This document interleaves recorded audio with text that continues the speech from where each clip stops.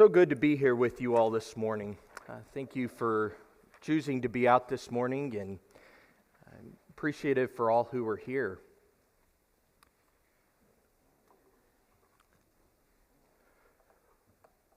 We learn from a pretty young age that people are always watching us. People see us and make judgments about us. Right now, this morning, there's over 200 pairs of eyes that are looking at me. But the reality is, that's a truth that we live every day. And you don't always know who's looking. You don't always know what judgments they're making. Sometimes these judgments may be real, meaningful, valuable judgments. But many times, maybe most times, the judgments that are made about us are unfair. You know, we live in a world where people look at us and they make judgments about things that we can change easily. They think about how we fix our hair, the clothes that we wear, the shoes that we wear, the hobbies we engage in, things that we could change relatively quickly. They make judgments about things that maybe are a little harder to change. Maybe they make judgments about our weight.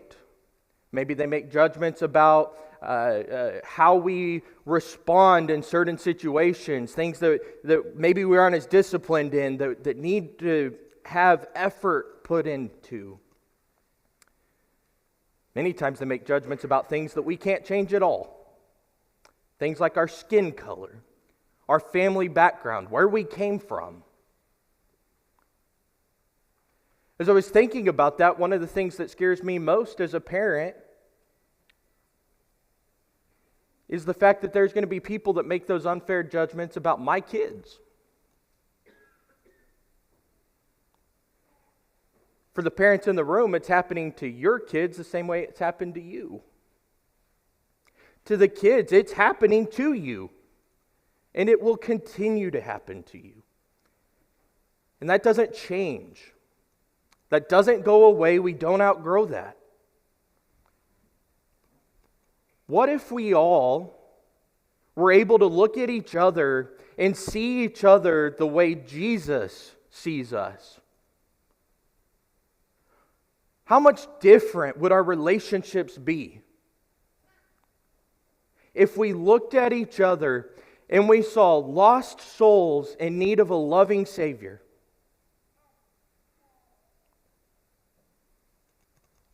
How much more powerful would that be if we could see ourselves that way?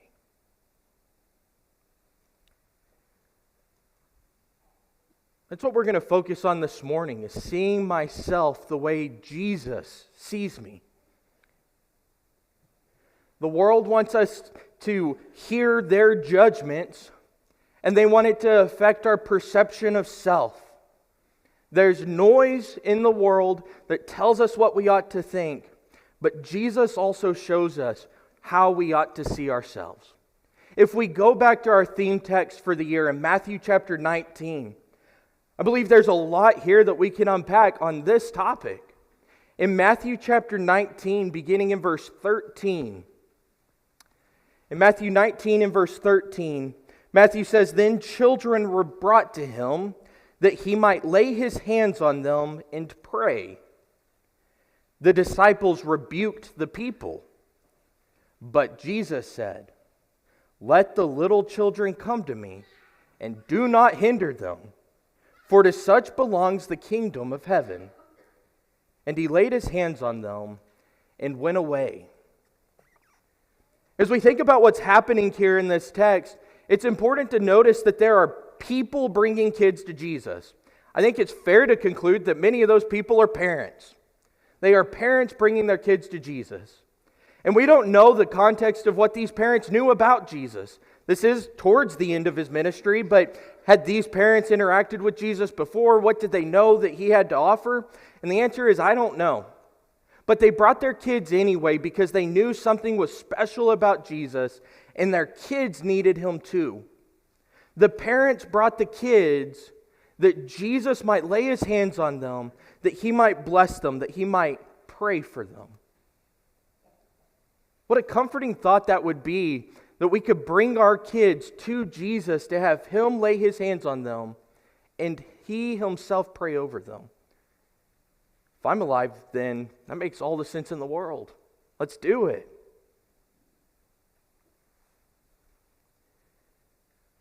In Luke chapter 18 and verse 15, the parallel account here, we read that the parents were bringing even infants to him.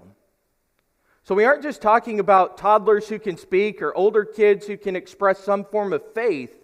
We're talking about the youngest, most helpless people. And they're being brought to Jesus. Now the disciples, they see what's happening in this context, and it causes them some concern. Hold up. We read that they rebuked the people for doing this. Why? When the disciples saw the people bringing children to Jesus, it seems that all the disciples could see was distraction. The disciples saw the distraction that the children were going to be. In Matthew chapter 19, we see Jesus has just endured a test from the Pharisees. He's taught some profound things about marriage. And the disciples respond to that in verse 10, if such is the case of a man with his wife, it is better not to marry. I want to think of the mental state that the disciples are in right now. They're wrestling with these huge questions of faith and theology. They want to learn from the teacher. This is valuable. They need this. And so when the children come saying, hold on, we have more important things that we need to be doing. But where the disciples saw interruption and distraction, Jesus sees importance. Jesus' response is not a reluctant, okay, well, I guess, yeah, let them come to me. It's an open invitation, a willing invitation. He commands the disciples, do not so much as hinder them. Jesus sees something in the children. And it's what he looks at us and sees too. You know, we often see ourselves through the eyes of others, maybe even through the eyes of our own flaws. But Jesus sees us differently. And if we're to follow him faithfully, let's consider what he sees when he looks at us and how we can see ourselves that same way. We're going to take the three statements that Jesus makes in Matthew 19 and verse 14, and that'll be the structure of our lesson this morning as we consider these things. Jesus begins by saying, do not hinder them. Now, I understand this is out of order from exactly how the sentence is written, but he says, do not hinder them. And I think what Jesus is showing us when he says, do not hinder them, is that he sees the children as valuable.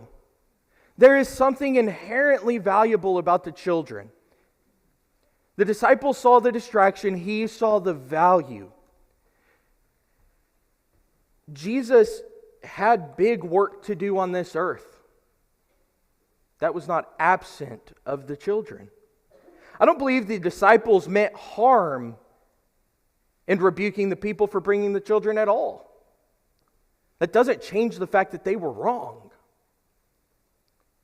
Jesus was never too busy while on earth to pause and take time for those that others might perceive as too insignificant for him.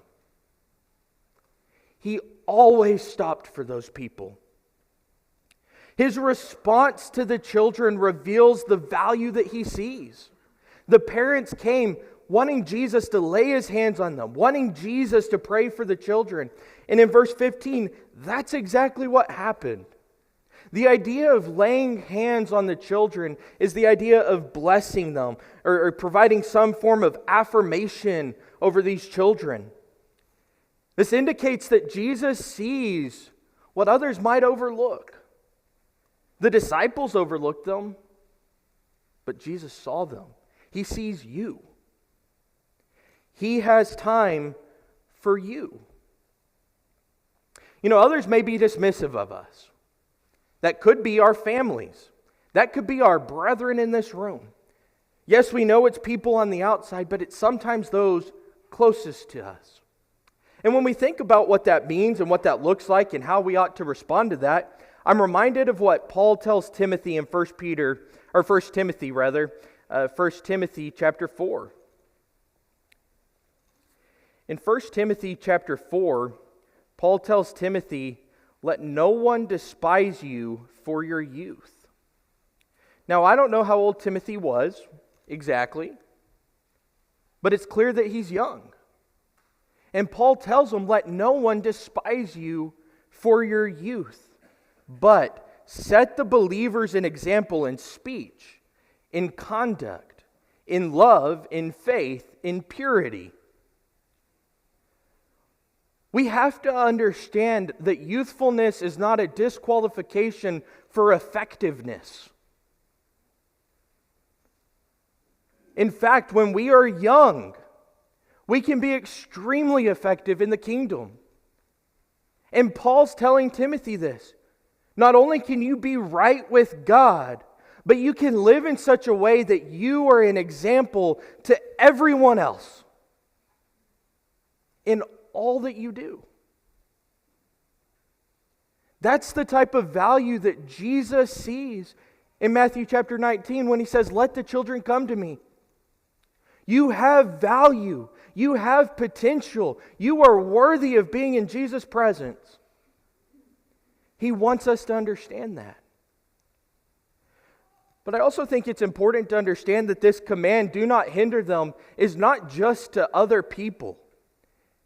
In many circumstances, I believe that we are probably the biggest culprits of hindrance to ourselves. We listen to the noise of what others tell us we ought to think and feel about ourselves, and we allow those things to hinder us from coming to Jesus. This command is to us individually too. Do not hinder yourself from coming to Jesus,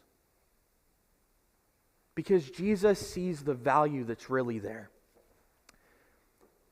When I was in college, I worked at a bank for a little while and was a teller. And one of my responsibilities was some of the vault management. And one of the most satisfying things to do in that role was to open up the vault and grab a brand new, untouched stack of $100 bills. So they're strapped together. It's $10,000 in a stack that's maybe this thick. They're brand new, crisp bills, never been touched, not defiled in any way. Oftentimes they're stuck together, and so you have to run them through the money counter several times. Super satisfying. But I also worked the drive-thru. And sometimes somebody would send something up the tube, and you'd take the tube out, you'd open it, you'd pull out a $100 bill, and it's crinkled and wet and torn and written on.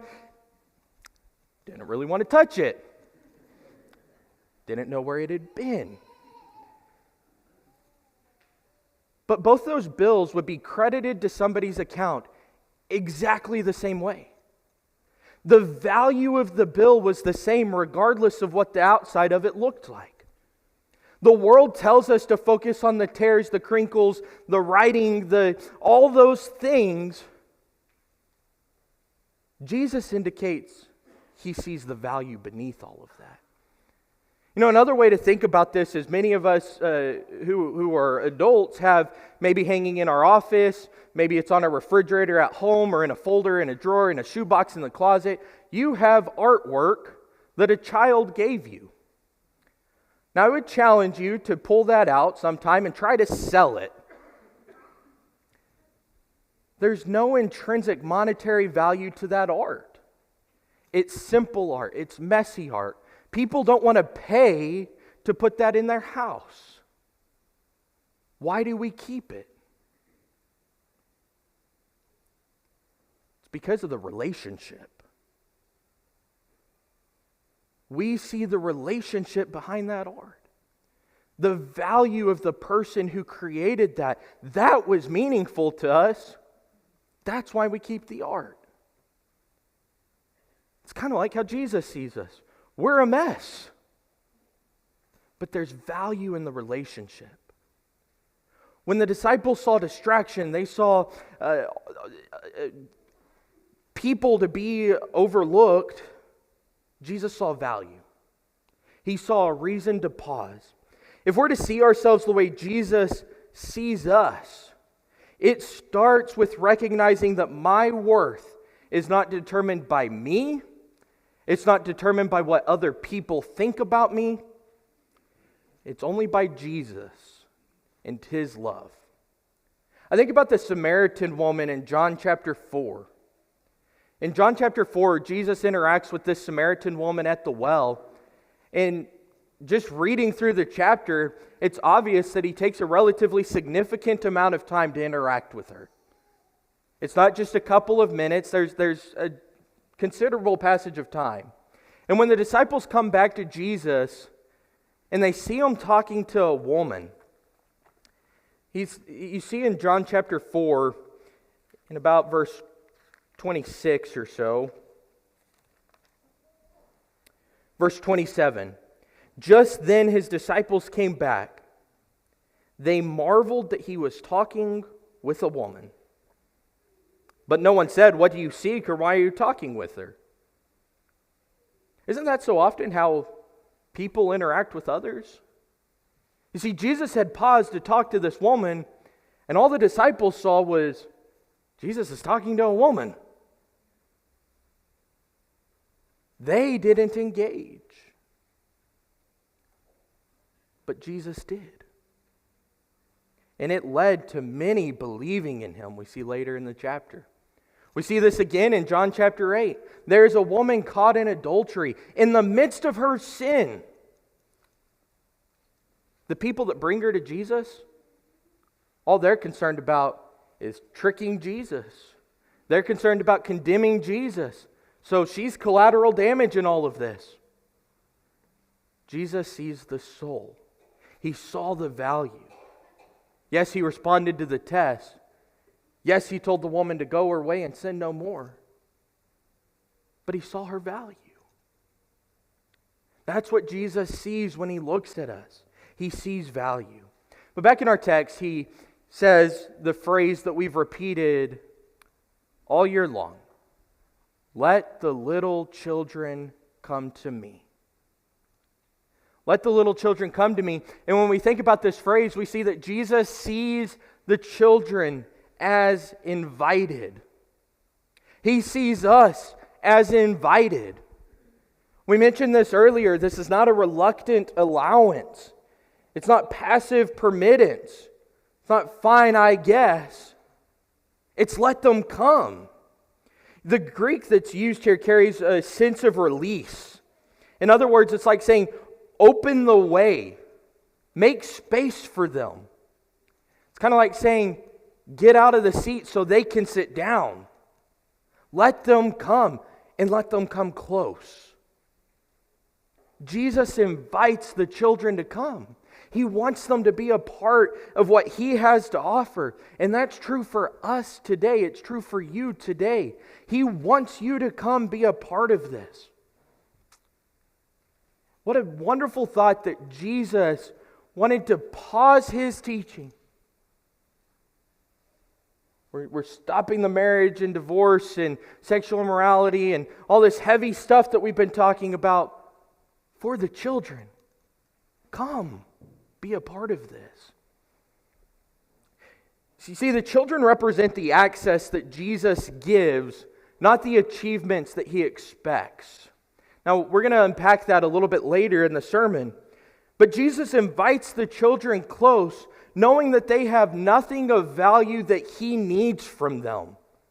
They have nothing that they can offer Jesus that He needs. Yet He tells them to come anyway. And isn't that true of us too? What do we have that Jesus needs from us? Nothing that we can present on our own. Yet He invites us to come anyway. He invites us to be in His presence, to give ourselves over to His presence. He wants us there. You see, there's the powerful contrast. The disciples have said, go away. Jesus said, come near. Be close. As we think about this invitation, obviously we know that Jesus isn't sitting here in the building telling the kids to come into His physical arms. So how does this invitation apply to us? How does it apply to you guys? Jesus is inviting us into a relationship with Him. He's inviting us to build a faith of our own, to have a faith in Him that is not borrowed. It's not our parents. It's not the preachers or the elders. It's not your spouses. Those can only do so much for you. He wants you to have a faith of your own. Come to Him. I think it's interesting that we aren't given exactly what happens with the parents in this. He didn't say, let the families come to me here. The parents were bringing the children. He said, let the children come to me. It's almost like, hand the children over. Put the children in my arms. Jesus wanted the children in His arms. Now we see that in Mark chapter 10, and we'll go there in just a moment. He wants you to have a faith of your own. And I think that's a powerful thing that we have to remember. As I reflect upon what that looks like in the invitation that He's offering, we must understand that the invitation is a timeless invitation, but the invitation is only valuable to us if we respond to it. He says, let the little children come. What benefit would the children have gotten had the parents said, you know what? We're out of here. That makes no sense. The invitation had to be responded to. Here lately, one of my favorite parts of the day is when I get home from work and I walk in the garage door.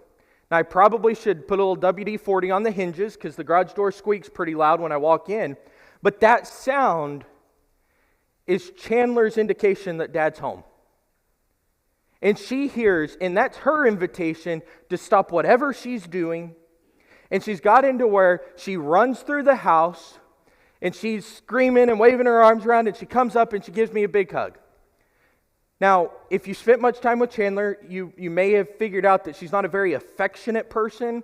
And if you spent much time with me, you might know that I'm a little disappointed by that. I'm an affectionate person. I just want her to hug me.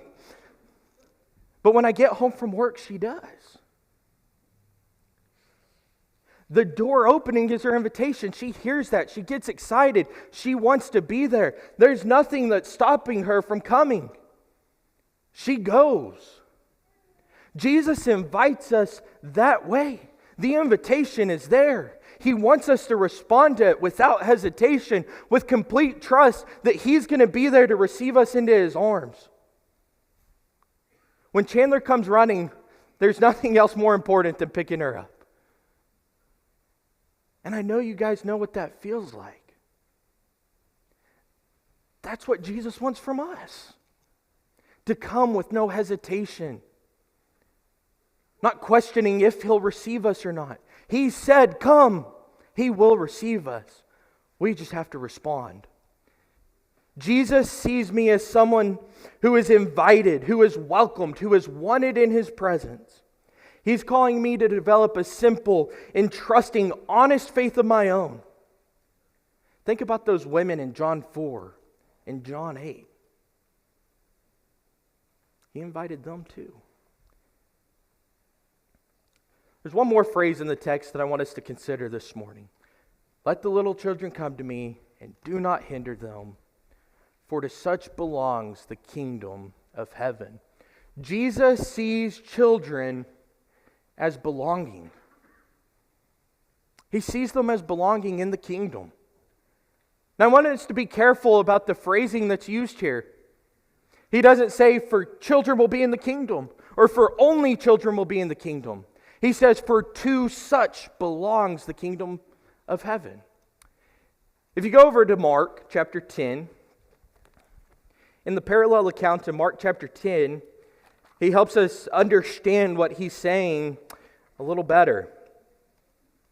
The same words are recorded in verse 14 of Mark 10, but in verse 15 he says, truly I say to you, whoever does not receive the kingdom of God like a child shall not enter it. Heaven is for God's children, all of them, regardless of age. It's the place where God's children, those who come to Him with the simple trusting faith of a child that we see here on this earth, when we come to Him in that same way, heaven is for us. There's a posture that children model that Jesus is demonstrating here. He's putting it on a pedestal. He wants us to see what is it about children makes them special and set apart for the kingdom. Why do we need to be like them in the first place? As we think about that, there's really 5 characteristics I want us to see. The first is humility. When we look at children, we see humility. Children have nothing to offer, and they know it. As far as valuable monetary things, something that's beneficial to me, but they come anyway. There is humility in the children. They don't pretend to be more than they are. They don't come trying to impress Jesus in the text, but they came because they were brought and because they need Him. Jesus' teaching is talked full of humility. He tells us to be humble. In Matthew chapter 5, that's the foundation of the entire Sermon on the Mount. Blessed are the poor in spirit, for theirs is the kingdom of heaven. It's the foundation on which our entire Christ-like posture begins. It begins with humility, and we see that modeled in the children. But it's not just humility, it's also dependence. Children know that they cannot provide for themselves, and so they have to come to the source of provision, depending on Him to provide. Chandler has not figured out how to cook yet. Maybe she will one day, I hope. But when she's hungry, Allie and I have to feed her. She's dependent upon us to provide for what she needs. Jesus wants us dependent on Him in that same way. Children come in purity. And yes, absolutely, purity is about our spiritual condition, about being free from sin and trying to be more clean, more Christ-like, more in step with Jesus. But it's not just that. Purity is this idea of coming without hidden agendas and layers of pretense and hardened motives. It's coming with wholehearted, singular, focused devotion to God. Children come with hearts that are not perfect, but their hearts are uncomplicated. It doesn't take a lot to figure out what's happening with our kids. They're uncomplicated. And yes, they fell, and yes, they fall short, but they keep coming back. Children show us the kind of trust that Jesus expects. They're completely trusting. They don't come with backup plans. They don't come trying to impress. As adults, we often want to hedge our bets. We want to have that plan B just in case. What if this doesn't work? But children come running straight into His arms, and He receives them. Back in Mark 10 and verse 16, here's the book, chapter, verse. Jesus took them in His arms and blessed them, laying His hands on them. He received them. Children come with a certain willingness. They're willing to be shaped. They're teachable. They're moldable. They're ready to grow. A hard, inflexible heart can't receive the kingdom, but a childlike heart can. That's why Jesus tells us in Matthew chapter 18 about the children again. In Matthew chapter 18 and verse 1, the disciples came to Jesus saying, "Who is the greatest in the kingdom of heaven?" And calling to Him a child, He put him in the midst of them and said, "Truly I say to you, unless you turn and become like children, you will never enter the kingdom of heaven. Whoever humbles himself like this child is the greatest in the kingdom of heaven." As adults, it's easy to get caught up in greatness, in position, in status. The disciples were there. Jesus says, no. Unless you become like the children, you won't know what the kingdom of heaven's like. Now, when we go back to Matthew chapter 19, and kids, I want you to pay attention to this. Jesus is going to show us a contrast to everything he sees in the children. He's going to introduce us to a character that we know as the rich young ruler. Now, the rich young ruler was rich and a ruler, so he was obviously probably older than the children that were being brought to Jesus, right? But the Holy Spirit found it important in the context to make sure we knew he was young. This rich young ruler comes to Jesus, and he models a posture that is entirely opposite the children. Let's read back in Matthew chapter 19 this interaction just quickly. In Matthew chapter 19, beginning in verse 16, we read, "And behold, a man came up to him, saying, 'Teacher, what good deeds must I do to have eternal life?' And he said to him, 'Why do you ask me about what is good? There is only one who is good. If you would enter life, keep the commandments.' He said to him, 'Which ones?' And Jesus said, 'You shall not murder, you shall not commit adultery, you shall not steal, you shall not bear false witness. Honor your father and mother, and you shall love your neighbor as yourself.' The young man said to him, 'All these I have kept. What do I still lack?' Jesus said to him, 'If you would be perfect, go, sell what you possess and give to the poor, and you will have treasure in heaven. And come, follow me.' When the young man heard this, he went away sorrowful, for he had great possessions." Now, I want you to think about this contrast for a moment. Children came to Jesus in humility. The rich young ruler, he comes with self-righteousness. What do I need to do? What have I done? Look at what I've done.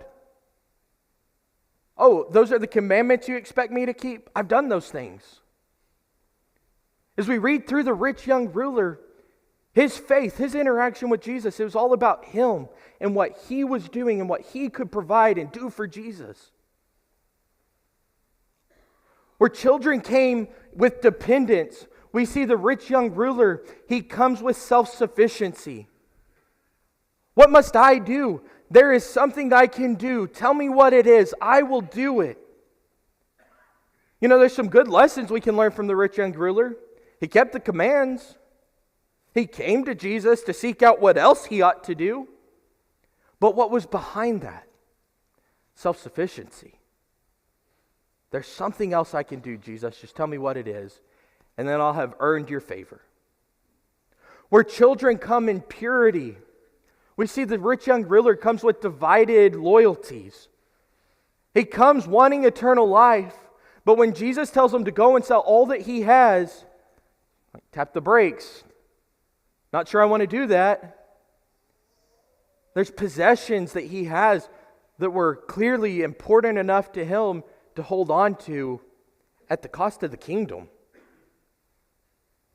I want to be in the kingdom, but only if I don't have to give up fill in the blank. Now, in many cases, we don't say it as plainly as that, but our behavior demonstrates that. The rich young ruler shows us that. Where children come completely trusting, knowing that they'll be received. The rich young ruler comes hesitant. His words scream, "I'll do anything." His actions say, "Just not that." And we can do that too. We can come to church. We can stand up here and lead worship and teach Bible classes and be at all the youth devotionals and singings and go be with other brethren and do all of these things. I want to be in the kingdom. I want to do it so long as it doesn't interfere with fill in the blank. I don't want you to ask me to give this up. Yeah, I think you'll receive me, but I want you to receive me with all my baggage, with all I want to bring to you. Jesus just wants us. Where the children came willing to be shaped, willing to be molded, we see the rich young ruler came unwilling to be changed. The children were received into Jesus' arms. He blessed them. He prayed over them. The rich young ruler left Jesus and went away sorrowful, not willing to be changed. You see, the kingdom isn't given to the accomplished, it's given to the trusting. It's not the attributes of the rich young ruler that Jesus is looking for, it's the attributes of the children, to those who know how to receive gifts. Jesus offers us the gift of salvation. How do you receive it? Like the children? Or like the rich young ruler? When we come to Jesus, we must understand that Jesus invites us to come to Him as we are, just as I am.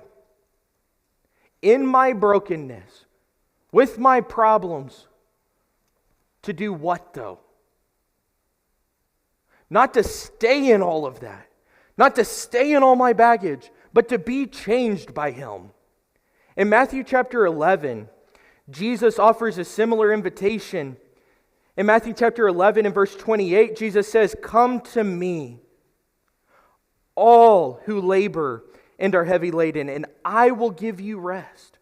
Take my yoke upon you and learn from me. For I am gentle and lowly in heart, and you will find rest for your souls. For my yoke is easy and my burden is light." Now there's something in there that I think I missed for a long time, and maybe you all had this down, but I'm going to share it with you anyway. When I've listened to these verses before, I focused on the yoke the whole time. I just got to yoke myself with Jesus. I got to be there. And I missed the very next phrase. And learn from me. We use the illustration a lot of being unequally yoked with unbelievers from 1 Corinthians. And we talk about, well, you wouldn't yoke a donkey with an ox because the ox will just pull the donkey to its death. And so we got to be careful with the unbelievers because they could drag us down. Yoking myself with Jesus is not equal yoking either. I cannot fill the yoke the way Jesus fills it. But Jesus said, "Yoke yourself to me and learn from me." Learn from me. He's saying, I will be right beside you, telling you exactly what you must do, helping you know exactly how to keep up. Learn from me. You can do it. Just get under the yoke and go. Jesus wants us to be with Him. He's invited us to be with Him. As I think about this contrast here, something comes to mind. In just a couple of minutes, I believe the children will be dismissed to Bible drill today.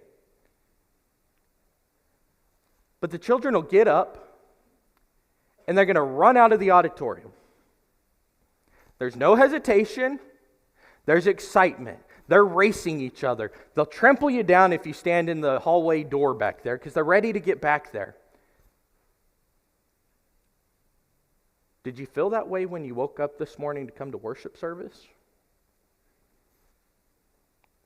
On Wednesday nights at the end of a long day, we've gathered together, we come, we sing a little bit, we dismissed our Bible classes. Not so much running from as many people on Wednesday nights. It's a little hard.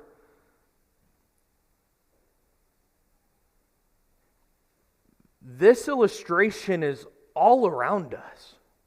If we'll just pause and look at the kids for a little bit, there's a lot we can learn. But there's more we can learn from how Jesus sees them.